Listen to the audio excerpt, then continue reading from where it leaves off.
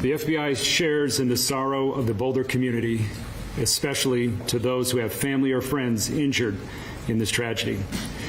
We have surged resources and personnel to the scene. Our special agents, our victim specialist and evidence response teams are doing everything they can to assist our law enforcement partners. In the coming days, we will continue to support the victims and help uncover the events leading up to this terrible attack. Know that we stand with you, we grieve with you, and we are here to help for as long as it takes. We're early in the investigation, but some details have emerged. I'm able to confirm there are 6 victims, ages 67 to 88. All of them have been transported to local hospitals. This attack happened at a regularly scheduled weekly peaceful event. Witnesses are reporting that the subject used a makeshift flamethrower and threw an incendiary device into the crowd. The suspect was heard to yell, "Free Palestine," during the attack. The subject has been identified as Mohammed Sabri Solomon, and he's 45 years old. The FBI is processing the crime scene and the subject vehicle and interviewing key witnesses. We're assisting Boulder Police in providing technical, analytic, and additional forensic resources. As a result of these preliminary facts, it is clear that this is a targeted act of violence, and the FBI is investigating this as an act of terrorism. Sadly, attacks like this are becoming too common across the country. This is an example of how perpetrators of violence continue to threaten communities across our nation. It's our job, the FBI, the Boulder Police, and our law enforcement and community partners, to bring these criminals to justice and keep our communities safe. We're asking for the public's help as we continue to investigate this horrific act of violence. I'll direct anyone that has phone calls, that wants to make phone calls, to 1-800-CALL-FBI. And if you have digital evidence, whether that is video or social media posts or anything that can help the investigators, please send that to fbi.gov/Boulder Attack, BOULDER-ATTACK.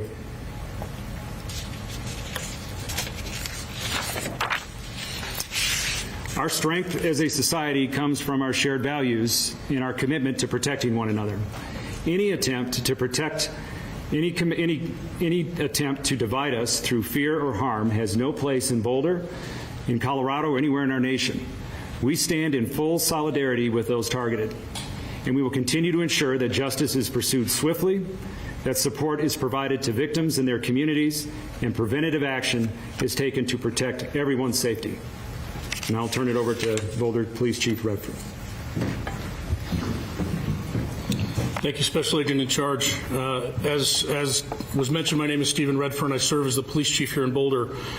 I want to thank, first and foremost, the FBI for their swift response today and our partnerships which preceded this attack today. We are very grateful for their assistance and will be working hand in hand moving forward. I want to give first an update on the scene. As many of you are aware, we have several blocks closed off in downtown Boulder surrounding the courthouse. We are still clearing that area for devices. We have multiple teams of K9 and our bomb squad and hazmat teams in that area. I cannot at this point give you an estimated time for opening of that area downtown. We're hopeful it will be this evening. We understand that people's vehicles are in that area that's closed and they'd like to get them. Please follow the Boulder Police Twitter account or other social media as well. We will report on that when we open that area. We want to be reasonably sure as best as we can before we open the area and let people go back there to businesses to get their vehicles that it is as safe as possible. The courthouse, I will announce, the courthouse will be closed tomorrow. There is business in that courthouse through the Boulder County. It will be closed tomorrow as we continue this investigation.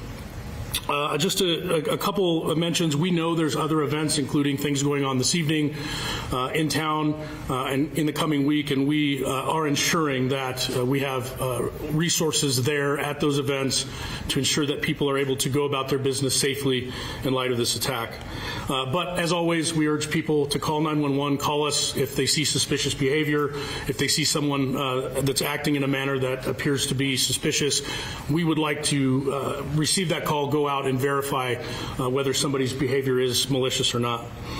I want to thank our law enforcement partners. I started by thanking the FBI, but when this call came out today, we asked for help from all of our partnering agencies, some of whom are here today, and I can't thank you enough. It's not the first time we've had to do that here in Boulder, and it's not the first time that we've had to do that in the metro area. And the special agent in charge referenced partnerships. When we put out the call today, we had a lot of help, both locally and from the region, and I really can't thank our partners enough. I would be remiss if I didn't mention the first responders today. When this call came out today, our officers rushed as quickly as they could somewhere close to the area, and they immediately ran into a chaotic situation where a man was throwing Molotov cocktails and using other devices to hurt people. Our officers, as they're trained, immediately interacted with the suspect, took him into custody, and then began rendering aid to those victims, and I'm very proud of our response today. I'm very proud of our partners as well with the fire department and well as American Medical Response.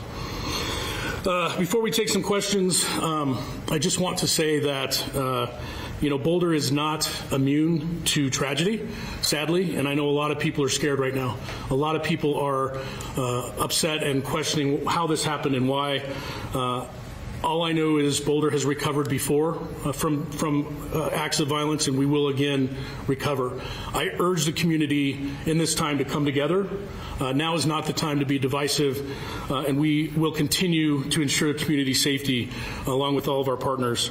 To echo the special agent in charge comments, our hearts go out to everyone affected today. Here and in Colorado, we understand that this has a ripple effect in many communities, and we are continuing to stand with and support the victims affected today by this attack. With that, I think we'll turn it back over to our public information officers.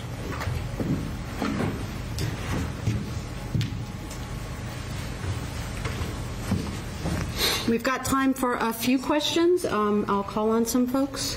Vicki, I have a question for Special Agent McCulloch. Is there any information that could indicate that this individual that is in custody is linked to a greater network or any particular group? Not at this time. The subject is in custody, but this will be a thorough and complete investigation, and those checks are ongoing. Colleen? Could you please tell us the spelling of this suspect's name and what custody he's in? Is he going to face federal charges or state charges? What's next for him? Got it in there.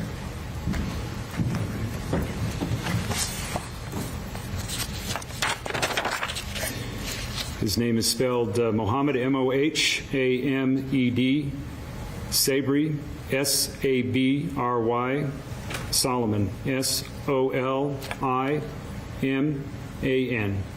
And we are early in the investigative process. Both teams are working side by side collaboratively, and we'll see where the investigation goes.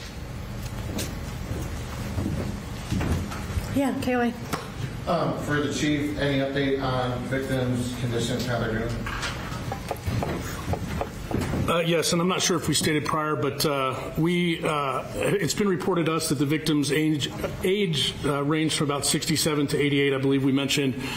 We know that 4 of those victims were taken to Boulder Community Hospital and remain there or have been released. I don't know the status of that. 2 additional victims were airlifted to the Denver metro area, I believe to Aurora Hospital burn unit. At this time, all 6 victims are still being treated, and again, our thoughts are heavily focused on their recovery right now. Anything on the conditions of that now?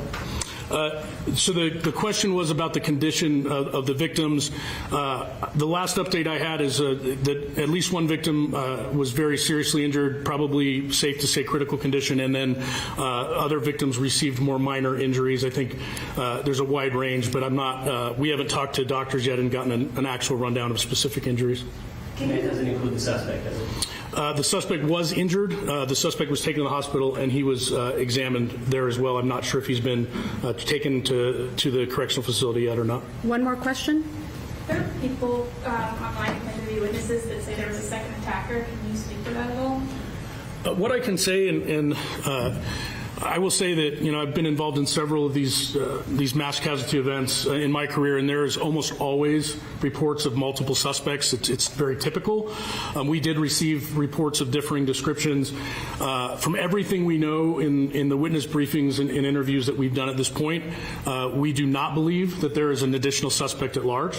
We're not going to say that with absolute certainty because we're still conducting a lot of interviews, but we believe that the initial report of 2 suspects, we have not been able to confirm that, and we're fairly confident we have the lone suspect in custody. Good. All right, so we also had a question about the prosecution. Boulder District Attorney Michael Doherty is present and can elaborate a little bit on that. I'll turn the mic over to him at this time. Good evening. I'm Michael Doherty. I'm the District Attorney for Boulder County, and first I want to echo what the Chief and the Special Agent in charge said. Our hearts go out to the victims, their loved ones, and our community. I also want to recognize the community members who responded and tried to render aid in the moments after this horrific attack took place, as well as who helped law enforcement, which acted with great courage in apprehending the suspect who is now in custody. I will emphasize that we're in the very early stages here, but the response by federal, state, and local officials is underway, and I greatly appreciate the work of the Federal Bureau of Investigation. There are many agents.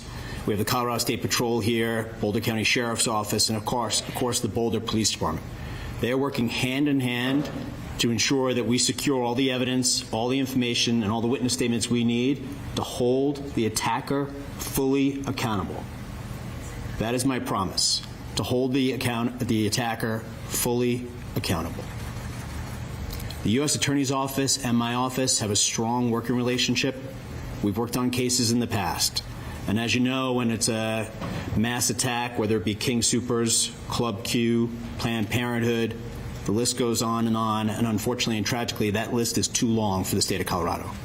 But from those experiences, we have forged really strong working relationships and ensuring that we do everything possible, everything we can do and need to do to secure justice for the victims, their family members, and the Boulder community, as well as the state of Colorado. So we're in close communication with the U.S. Attorney's Office. The U.S. Attorney and I just spoke on the phone again now, and in the coming days, decisions will be made about what charges to file and where. There's a couple different options, but what I would stress now, most importantly, is we are fully united 100% in making sure the charges we bring hold the attacker fully accountable. Thank you very much. All right, thank you all for coming. The Boulder Police Department and the FBI will summarize some of what was said at this news conference, and we'll have a news release we'll put out on our social media accounts later this evening. We don't anticipate another press conference tonight. Thank you.